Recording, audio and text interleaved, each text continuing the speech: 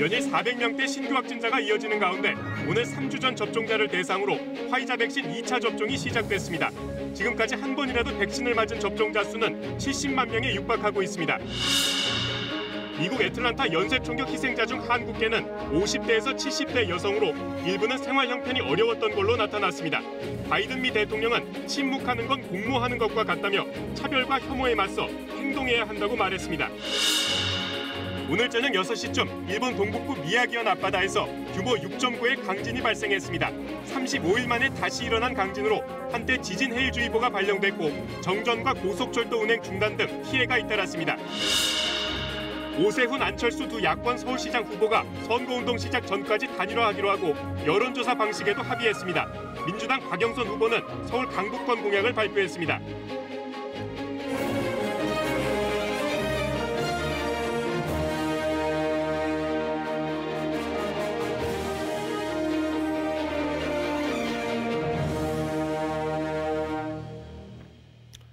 여러분 안녕하십니까? 화이자 백신 2차 접종이 오늘 시작됐습니다. 2차 접종 2주 뒤에 항체가 형성된다는 계산이 맞다면 다음 달부터는 국내에서도 코로나 바이러스에 대한 면역이 생긴 사람들이 나오게 됩니다.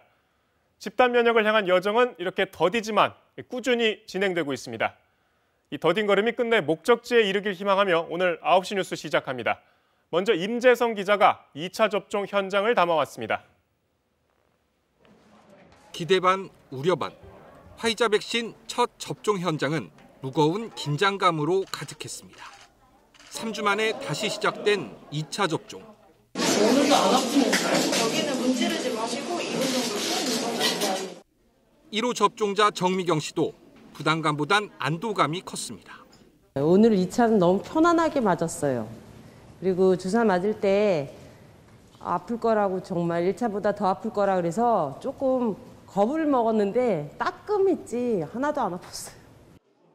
화이자 백신 2차 접종은 오늘 중앙예방접종센터 320명을 시작으로 중부와 호남권, 영남 권역은 24일부터 일주일 동안, 자체 접종 의료기관은 다음 달 10일까지 진행됩니다. 화이자 백신의 항체 형성 기간은 2차 접종 후 2주. 계산대로라면 다음 달 초쯤 접종자의 90% 이상이 코로나 바이러스와 싸울 수 있는 항체를 갖게 됩니다. 이 코로나 백신은 조금 더 기대가 저한테는 좀 더 컸었던 것 같고요. 모든 국민들에게 백신 접종이 빠르게 완료됐으면 좋겠습니다. 하지만 백신을 맞았다고 해서 무조건 안심할 순 없습니다. 국내 접종자 중 30명이 코로나19 확진 판정을 받았습니다. 방역당국의 첫 공식 집계입니다. 접종 일주일 안에 확진된 사람은 13명, 나머지는 8일에서 14일 사이에 감염된 것으로 확인됐습니다. 확진자들은 예방접종을 받기 전 또는 예방접종을 받은 직후에 아직 면역이 생성되지 전에 감염되었던 것으로 추정되며 오늘 0시 기준 국내 백신 접종자는 67만 5,426명. 일상으로 돌아가기 위한 분주한 여정이 속도를 내고 있습니다. KBS 뉴스 임재성입니다. 희망은 잃지 말아야겠지만 현실은 아직 무겁고 어둡습니다. 오늘 코로나19 국내 신규 확진자는 452명, 나흘 연속 400명대입니다. 전국에서 소규모 집단 감염이 끊이지 않은 탓에 확산세가 좀처럼 꺾이지 않고 있는 상황입니다. 오늘 확진 현황은 김지선 기자가 종합했습니다. 경기 성남시 수정구에 있는 한 대학의 외국인 유학생 13명이 확진 판정을 받았습니다. 지난 17일 유학생 1명이 처음 확진됐고 같은 집에 사는 학생들에게 번진 것으로 나타났습니다. 수도권에선 병원, 유흥업소 등을 고리로 한 새 집단 감염 사례가 확인됐고 기존 집단 감염 규모도 커지고 있습니다. 수도권의 한 지인 모임 관련은 누적 확진자 27명, 경기 안성시 축산물 공판장 관련해서도 6명 더 늘어 총 133명으로 집계됐습니다. 울산 북구, 경남 진주시 등에선 목욕탕 관련 확진자가 늘어나는 등 전국 곳곳에서 일상 감염이 이어지고 있습니다. 최근 일주일간 하루 평균 433명의 확진자가 나오면서 여전히 거리 두기 2.5단계 범위에서 벗어나지 못하고 있습니다. 이번 주말도 거리 두기를 지키시며 안전하게 보내주시길 다시 한번 강조드립니다. 거리 두기, 손 씻기 등 방역 수칙을 계속 지켜주실 것을 부탁드리며 정부는 특히 인권 침해 우려가 불거졌던 외국인 근로자 전수검사에 대해 내국인, 외국인 모두에게 적용되는 방향으로 개선하도록 각 지자체에 요청했다고 강조했습니다.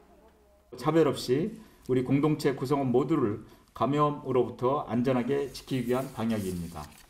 인권 침해 논란이 발생하지 않도록 더욱 세심하게 살피도록 하겠습니다. 한편 국내에서 아스트라제네카 백신을 맞은 뒤 뇌혈전이 발견된 20대는 백신 접종과의 연관성을 완전히 배제할 수 없는 사례에 해당하는 것으로 나타났습니다. 방역당국은 원인 유발인자 검사 결과가 나오면 전문가 자문단에서 평가할 예정이라며 현재로선 접종 계획을 변경할 계획은 없다고 밝혔습니다. KBS 뉴스 김지선입니다. 네, 다음 소식입니다. LH-발 투기 의혹 현재 수사가 진행 중이죠. 이와 별개로 정부는 흔들림 없는 공급 대책을 여러 차례 강조했습니다. 다음 달로 예정된 2차 신규 택지지구 발표에 앞서 사전조사로 투기 세력을 가려내겠다는 경고까지 했는데 과연 정부가 이런 식으로 투기를 미리 차단할 수 있을까요? 회의적인 시각도 적지 않습니다. 천효정 기자가 그 이유를 따져봤습니다. 개발제한구역으로 지정된 김포 고촌읍 일대입니다. 당장 이익을 얻기 힘든 곳인데도 최근 거래가 늘고 있습니다. 지난해만 따져도 김포 고촌읍 개발제한구역 내 토지 거래량은 188건, 1년 전보다 60% 넘게 늘었습니다. 투기도 많고 인플레는 조금 많아진 것 같아요. 하시는 분들이. 그린벨 지어가지고 개발형이라든가 이거 할 수 있는 땅은 아니에요. 지금은 또 이제 가격이 많이 올라왔고 LH 사태 있고 가격을 올리든가 아니면 안 판다 이렇게 말씀하시죠. 다음 달 발표 예정인 2차 택지지구로 거론되는 곳은 이곳을 포함해 하남 감북과 고양 화전, 화성 매송 등입니다. 규모는 14만 9천 호로 광명 시흥지구의 배가 넘습니다. 규모가 큰 만큼 이번엔 발표 전에 투기 의심 사례를 미리 가려내겠다는 게 정부 방침입니다. 토지 소유 관계나 거래 현황의 사전 조사 등을 통해 더 이상 투기 논란이 발생하지 않도록 철저하게 관리하겠습니다. 구체적인 방법은 아직 정해지지 않았지만 후보지가 정해지면 최근 토지거래 내역과 외지인 비율, 필지 쪼개기 등을 살펴보는 선에서 논의가 이루어지고 있습니다. 하지만 토지거래 내역과 관련 공직자 명단을 대조하는 방식으론 차명 거래나 자금 출처 등을 밝힐 수 없다는 한계가 있습니다. 조사 대상에서 후보지 주변 지역이나 개발 가능성이 큰 곳이 빠지면 역시 허점이 될 수 있습니다. 법 개정을 통해 처벌을 강화한다고 해도 소급 적용되지 않는 한 이미 토지를 산 사람들에게는 소용이 없습니다. KBS 뉴스 천효정입니다. 투기와 관련된 제도적인 허점도 이번 기회에 좀 자세히 알아보죠. 바로 농지법 문제입니다. 진짜 농사를 짓는 사람들만 농지를 소유해야 한다는 이 법 취지와 달리 현실에서 농지법은 농사와 상관없는 투기성 매입을 제대로 막지도 못하고 이 투기 때문에 농지 가격이 급등하니 정작 농민들은 농지를 살 수 없는 기막힌 현실이 반복되고 있습니다. 이지은 기자가 취재했습니다. 30년 넘게 벼농사를 지어온 최병종 씨는 이 일대 농지 가격이 심상치 않다고 말합니다.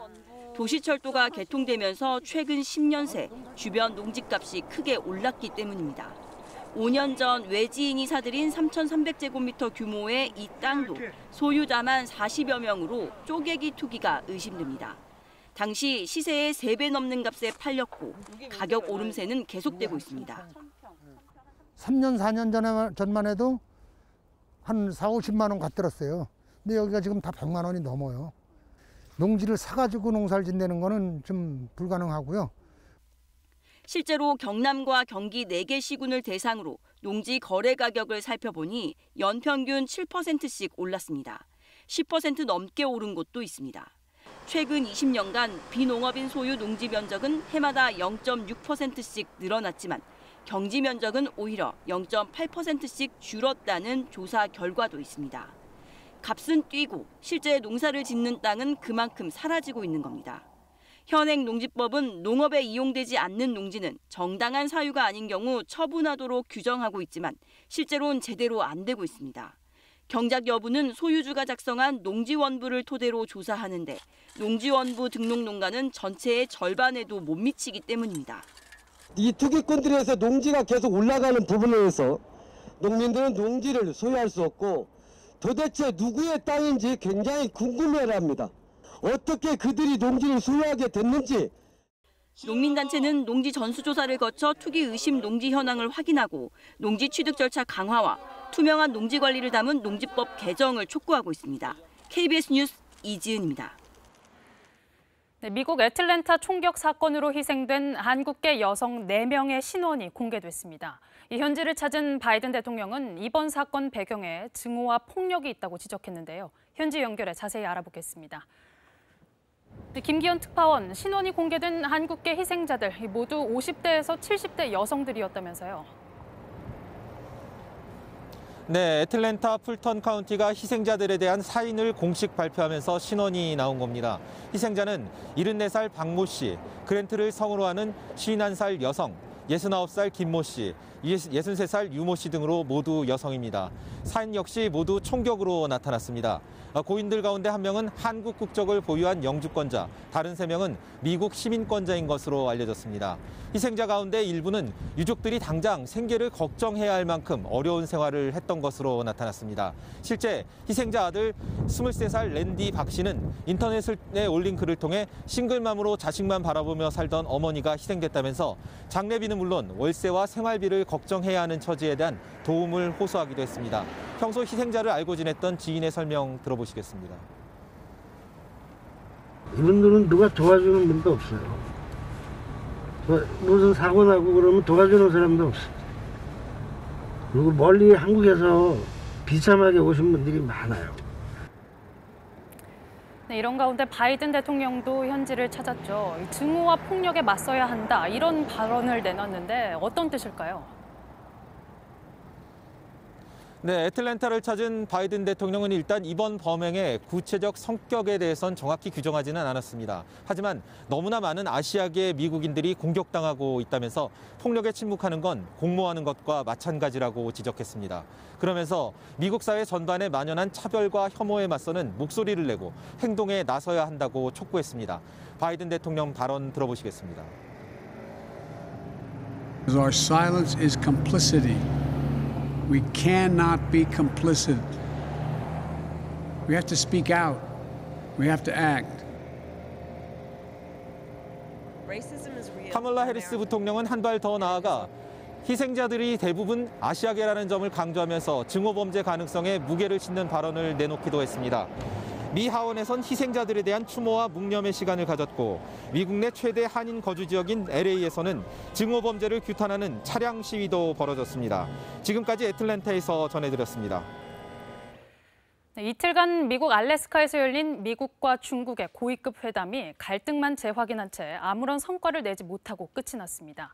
예상보다 더 거친 설전이 이어지며 향후 험난한 양국 관계를 예고했는데 북한 문제도 있는 만큼 두 나라 사이 우리 정부의 고민이 더욱 깊어지고 있습니다. 김경진 기자입니다. 시작부터 말폭탄을 주고받았던 미국과 중국. 이틀간 3차례 밀도 있게 만났지만 공동 발표문조차 내지 못했습니다. China's actions in Xinjiang, with regard to Hong Kong, Tibet, increasingly Taiwan, when we raised those issues, clearly and directly, we got a defensive response. 国家主权、安全和发展利益，中国的发展壮大是不可阻挡的。 전 세계에 적나라하게 생중계된 갈등을 보고 바이든 미국 대통령은 블링컨 장관이 자랑스럽다고 했고 중국 관영 매체는 중국의 위상을 보여주는 역사적 이정표라고 자평했습니다. 해외 매체들은 냉전 초기 미국과 소련 같았다며 신냉전을 우려했습니다. 외교전은 이어집니다. 한국, 일본을 방문했던 블링컨 장관은 다음 주 유럽으로 가서 나토 회원국 등 동맹을 만납니다. 중국은 러시아와 손잡습니다. 다음 주 러시아 외무장관의 중국 방문이 예고됐습니다. 러시아 외무장관은 중국 방문 직후 한국을 찾습니다. 미중의 갈등 현안에서 전략적 모호성을 유지하고 있는 우리 정부의 고민도 깊어질 수밖에 없습니다. 이번 회담에서 미중이 북한 문제를 협의한 것도 주목할 대목입니다. 미국은 중국과 협력할 분야로 북한 문제를 꼽았지만 대중견제 기조에서 협력을 어떻게 끌어낼지는 모호해 보입니다. 특히 북한 인권은 예상을 넘는 변수가 될 가능성도 있어 보입니다. 중국의 인권 침해를 문제 삼고 있는 미국은 북한 인권에 대해서도 같은 잣대를 적용할 것으로 보이는데 우리 정부가 어떻게 대응할 것인지 고민이 필요한 시점입니다. KBS 뉴스 김경진입니다. 네, 일본 동북부 지역에서 또 강진이 발생했습니다. 쓰나미, 즉 지진 해일 주의보까지 발령됐는데 도쿄 연결해서 현재 상황 알아보겠습니다. 황현택 특파원, 불과 한 달 전에 규모 7.3의 강진이 있었잖아요. 이번에도 같은 지역인가요? 네, 이번에는 후쿠시마현 바로 위 미야기현 앞바다입니다. 오후 6시 9분에 규모 6.9의 강진이 발생했는데 지금 제가 있는 도쿄도 10초 넘게 크게 흔들렸습니다. 지진 직후 미야기현 전역에선 최대 진도 5강의 흔들림이 관측됐는데요. 사람이 뭔가를 붙잡지 않고서는 걷기조차 힘든 수준입니다. 또 미야기현 해안에는 높이 1m의 쓰나미, 즉 지진 해일 주의보가 1시간여 동안 발령되기도 했습니다. 일본에서 쓰나미 주의보가 발령된 건 1년 9개월 만이었는데요. 진원이 59km로 비교적 깊어서 항구와 해안가 피해는 없었습니다. 일본 기상청은 이번 지진 역시 10년 전 동일본 대지진의 여진으로 판단된다면서 앞으로 일주일 진도 5강의 지진에 주의해 줄 것을 당부했습니다. 네, 일본 국민들은 특히 쓰나미란 말에 많이 놀랐을 것 같은데 피해 상황도 집계가 됐습니까? 네, 일본 NHK 방송은 현재까지 미야기현에서만 3명이 다쳤다고 전했습니다. 또 수백여 가구의 전기 공급이 끊겼고 미야기현 내 고속도로 통행과 고속철도 신칸센 운행도 일시 중단됐습니다. 진원지와 가까운 오나가와 원전의 경우 가동이 일시 중단되긴 했지만 이상은 없는 것으로 전해졌습니다. 앞서 지난달 13일 후쿠시마에서 발생한 규모 7.3의 지진 때는 1명이 숨지고 150명 가까운 부상자가 나왔었는데요. 후쿠시마에서 시작해 미야기현으로 가는 도쿄올림픽 성화봉송이 이제 닷새밖에 남지 않은 상황에서 불안감이 커지고 있습니다.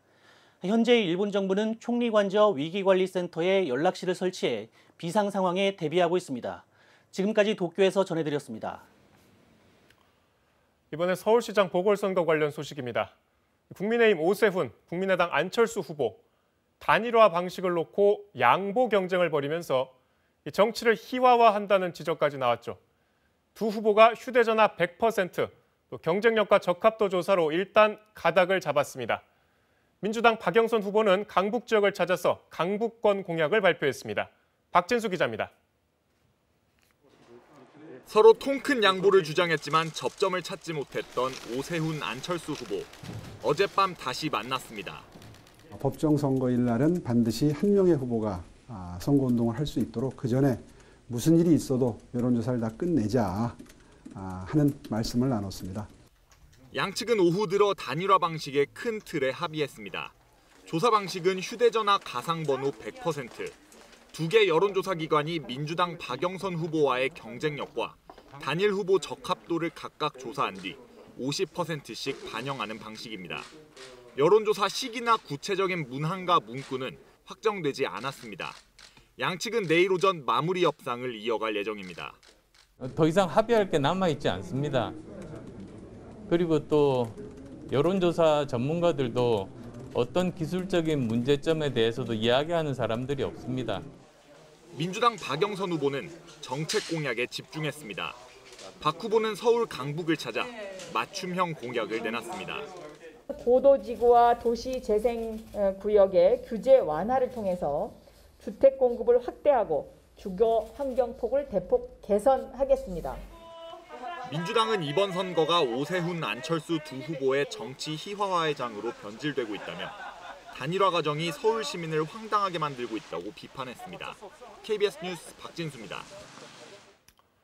한명숙 전 총리의 정치자금법 위반 재판 과정에서 검찰 수사팀이 일부 증인에게 거짓 증언을 하도록 교사했다는 이른바 한명숙 재판 모해 위증 의혹. 검찰 간부들이 이 의혹에 대한 기소 여부를 10시간 넘게 논의한 끝에 불기소로 결론을 내렸습니다. 쉽게 말해 이 의혹 자체가 재판에 넘길 만한 사안은 아니라고 정리했다는 겁니다. 참석자 14명 중 10명이 불기소 의견을 낸 것으로 알려졌습니다. 어떻게 생각하십니까? 김채린 기자입니다. 사건을 다시 살피라는 법무부 장관의 수사지휘권 행사로 열린 검찰 고위 간부들의 비공개 회의. 2011년 한명숙 전 총리 재판에 나왔던 증인 김모 씨가 수사팀 검사와 짜고 거짓 증언을 했다는 의혹에 대해 재판에 넘길 수 있는지를 놓고 10시간 넘는 토론이 이어졌습니다. 의견이 엇갈리자 예규에 따라 표결이 진행됐고 참석자 14명 가운데 10명이 불기소 의견을 낸 것으로 알려졌습니다. 나머지 4명은 각각 기권 2, 기소 의견 2이었다고 합니다. 위증 혐의를 입증할 증거가 부족해 기소할 수 없다는 게 대다수의 논리였습니다. 지난해 4월 검사가 위증을 지시했다며 법무부에 진정서를 내고 의혹을 촉발한 또 다른 증인이 감찰부 조사에서 진술을 바꾼 점도 영향을 준 것으로 알려졌습니다. 회의 결론에 대한 해석은 엇갈립니다.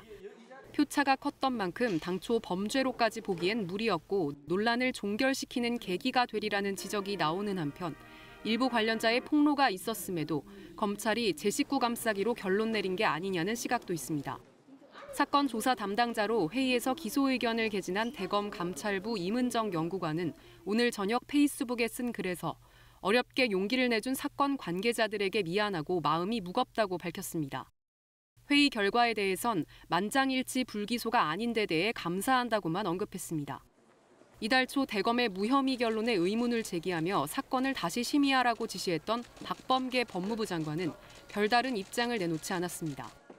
조남관 검찰총장 권한대행은 사건의 공소시효 만료일을 하루 앞둔 내일 무혐의 처분 방침을 법무부에 보고할 예정입니다. KBS 뉴스 김채린입니다.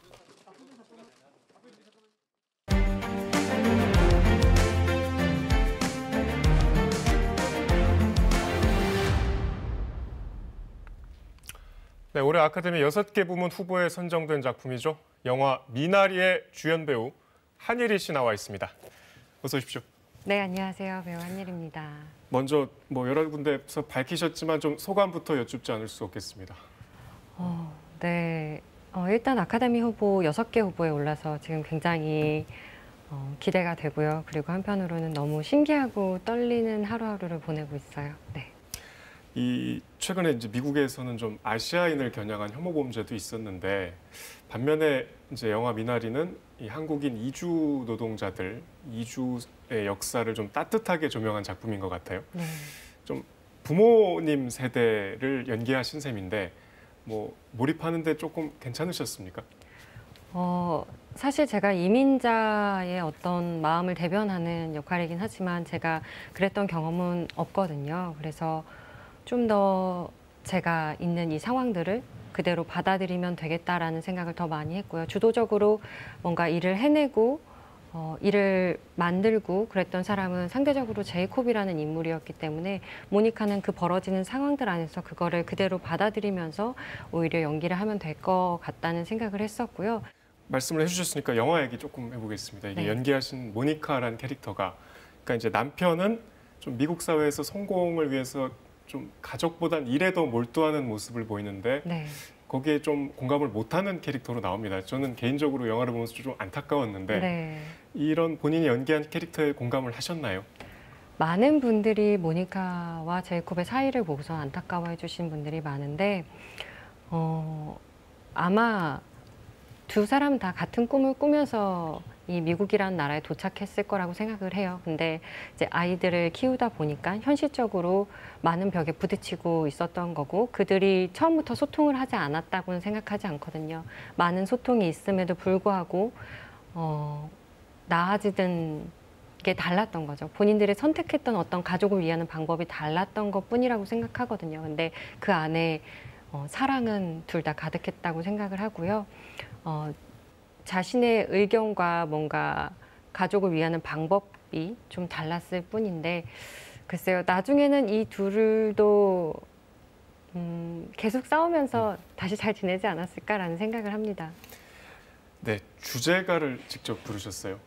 네. 아카데미 주제가상 1차 후보에 선정되기도 했는데 많은 분들이 영화도 물론 좋아하시지만 영화보다 오히려 더 노래를 좋아하시는 분도 계신 것 같습니다. 이런 반응도 좀 예상을 하셨나요? 정말 예상을 못했고요. 저도 영화를 보면서 이제 처음 그 노래가 이제 엔딩 크레딧에 맞춰서 올라가는 네, 엔딩 크레딧에 맞춰서 음악이 나오는 거를 들었는데 감독님께서 정말 특출나게 좋은 가수가 아니라 그런 보이스를 원한 게 아니라 정말 모니카가 데이빗을 향한 마음 그리고 많은 분들이 좀 그 노래를 들으면서 자신의 어린 시절의 자장가 같은 것들을 떠올려 볼 수 있게끔 만든 곡이구나라고 생각을 했고 들어보니까 왜 저에게 부탁을 하셨는지도 알겠더라고요. 그리고 에밀 모셀이 음악 감독님께서 워낙 또 음악을 잘 작곡해 주셨고 이번에 또 음악상 후보로까지도 올라갔는데 저는 개인적으로 좋은 소식이 있었으면 좋겠어요. 음악 감독님께. 네. 네. 당연히 이제 배우로서 참여하신 모든 작품이 다 소중하시겠지만 이번 작품은 특히 이제 국제적인 성과가 있기 때문에 좀 각별할 것 같은데요. 이 배우 한예리에게 영화 미나리는 어떻게 좀 각인이 돼 있을까요? 글쎄요. 지금 벌어지는 일들은 사실 무슨 일인지 잘 모르겠어요. 네. 나중에 시간이 많이 흐른 뒤에 아마 돌이켜 보면은 제 인생에서 굉장히 크고 재미있었던 일이 되지 않을까 싶고요. 저에게도 뭔가 한 챕터를 잘 넘기고 마무리한 느낌이어서 앞으로의 다른 챕터들을 또 잘 만들어 가야겠죠. 네. 마지막으로 여쭤보겠습니다. 이게 다음 주에 개막하죠? 네. 통영국제음악제도 이번에는 무용수로 참여를 하신다고 네. 들었습니다. 좀 앞으로 계획을 포함해서 간략하게 좀 말씀 부탁드리겠습니다. 너무 오랜만에 공연이라서 되게 기분이 좋고요. 코로나로 많은 이제 공연을 올리시는 분들이 지금 힘든 상황인데 포기하지 않으시고 끝까지 그리고 많은 관객분들도 이제 극장 찾아주셨으면 너무 좋겠고요. 응원하겠습니다. 오늘 말씀 감사합니다. 네, 감사합니다. 네, 100년 전 일본군이 한국인들을 무참히 학살한 사건, 이른바 간도 참변 당시 일제에 협력해 동족을 학살한 한국인 경찰관 48명, 그리고 이때 체포된 독립운동가들의 기록을 KBS가 최초 발굴해 보도해드렸는데요. 보훈처가 이 자료를 제공받아서 독립유공자 발굴에 활용하겠다는 뜻을 밝혔습니다. 경찰도 역대 기관장들의 친일 이력을 전수조사하기로 했는데 하지만 친일 이력을 병기하는 문제에 대해선 유보적인 입장을 밝혔습니다. 송락규 기자입니다. 100년 전 일본이 간도 지역 항일 독립운동가와 민간인들을 학살한 간도 참변. 일제는 전국 각지에서 차출돼 학살 현장에 가담했던 한국인 경찰관 48명의 이름과 공적을 기록했습니다. 간도에 파견된 한국인 경찰들은 무봉촌과 의봉촌 등 간도 지역 각 부락의 초토에 종사하는가 하면 장암촌 부근을 소탕하는 동안 한국인을 조사하고 가택 수사에 참여하기도 했습니다. 간도 참변 당시 한국인 경찰관에 의해 체포된 독립운동가는 17명. 이 가운데 독립유공자로 인정된 사람은 4명뿐인 것으로 확인됩니다. KBS 보도 이후 자료를 제공받은 국가보훈처는 자료 분석 결과를 데이터베이스에 등록해 독립유공자 발굴과 공적 검증에 활용하겠다고 밝혔습니다. 한국 독립운동사에서 중요한 자료들이기 때문에 적극적으로 그걸 조사를 해서 발굴을 하는 사업들을 반드시 해야 되리라고 보여집니다. 경찰도 조치에 들어갔습니다. 70여 명의 역대 청장, 서장이 친일인명사전에 등재된 인물이라는 KBS의 보도와 관련해 역대 기관장들의 친일 이력을 전수조사하고 있습니다. 다만 친일 이력을 병기하는 것에 대해선 정부 부처 전체가 동일한 기준으로 적용해야 할 사안이라며 부정적 입장을 밝혔습니다. 해방 뒤 친일파 처벌을 위해 구성된 반민특위를 습격한 것에 대해서도 나중에 공식 입장을 정리하겠다는 말을 되풀이하고 있습니다. 일제강점기의 경찰은 무소불위의 권력을 휘두르는 권력기구였거든요. 해방 후에 대한민국 경찰이 조선인 친일 경찰을 청산하자는데 무슨 이유인지 이렇게 소극적인지. 경찰은 2019년 임시정부 초대 경찰청장인 김구 선생의 동상을 청사에 세웠지만 친일 역사에 대한 성찰 노력은 여전히 더디기만 합니다. KBS 뉴스 송락규입니다. 주말엔 문화시간, 오늘은 무용 작품을 소개해드리려 합니다. 국립현대무용단이 여성의 노동을 깊이 있게 다룬 작품으로 올해 첫 공연에 막을 올렸습니다. 창작무용의 우리 전통 탈춤을 가미한 작품인데 예매 시작 3분 만에 전 좌석이 매진됐습니다. 어떤 작품인지 정현욱 앵커가 소개합니다. 함께 빨래하려고 둘러앉은 5 여인. 바구니를 북처럼 두드리며 신명나는 난타를 이어가더니 각자의 빨랫감을 도구 삼아 화려한 춤사위를 선보입니다. 빨래라는 단순한 노동을 흥겨운 놀이로 승화시킨 끝에 서로의 몸을 씻겨주며 정화의 순간을 공유합니다. 70분 공연 내내 쉴 새 없이 뛰어다닌 무용수들이 실제로 무대에서 물을 뿌리며 휴식을 취하는 장면은 노동의 본질이 결국 치유와 성장이란 메시지를 담고 있습니다. 번뇌나 고민들, 어려움들 다 벗어 던지고 우리 새롭게 내일을 맞이해 볼까 하는 마지막 의식이라고 할 수 있겠죠. 1993년 예술의 전당 오페라하우스 개관기념 공연으로 첫 선을 보인 이래 오랜 시간 사랑받아온 창작 무용으로 특히 이번 공연에는 전통 탈춤에 자주 등장하는 이할 할미를 처음으로 가미했습니다. 비극적인 사연을 가졌으면서도 웃음을 잃지 않는 캐릭터를 통해 여전히 고된 노동을 감당하고 있는 여성들을 위로하고자 했습니다. 엄청난 사연 속에서 나온 그 사연에서 정말 체화된 흥이라고 생각하거든요. 그래서 이 할미의 말과 이런 흥과 춤으로써 여성들이 용기와 지혜를 얻을 수 있도록 하는 캐릭터인 것 같습니다. 지금은 사라지다시피 한 빨래터란 공간을 작품의 무대로 고집한 이유. 동서양을 막론하고 가장 오래되고 친숙한 노동의 현장이기 때문입니다. 개개인을 고립시킨 코로나 시대에 노동과 연대의 가치가 더 절실해졌음을 보여줍니다. 그 사회성, 협력성, 그걸 통해서 함께 되는 그 즐거움, 그런 것은 그리워하고 있다고 생각해요. 그래서 혼자 사는 지금 현재 이 시대에는 그러한 것이 더욱더 그립고 중요한 것이지 않을까 하는 생각을 합니다. 무용계에서 이례적으로 3분 매진이란 기록을 세운 이번 무대. 뮤지컬 같은 대작들만 겨우 명맥을 잇고 있는 공연계에 새로운 활력을 불어넣고 있습니다. KBS 뉴스 정현욱입니다.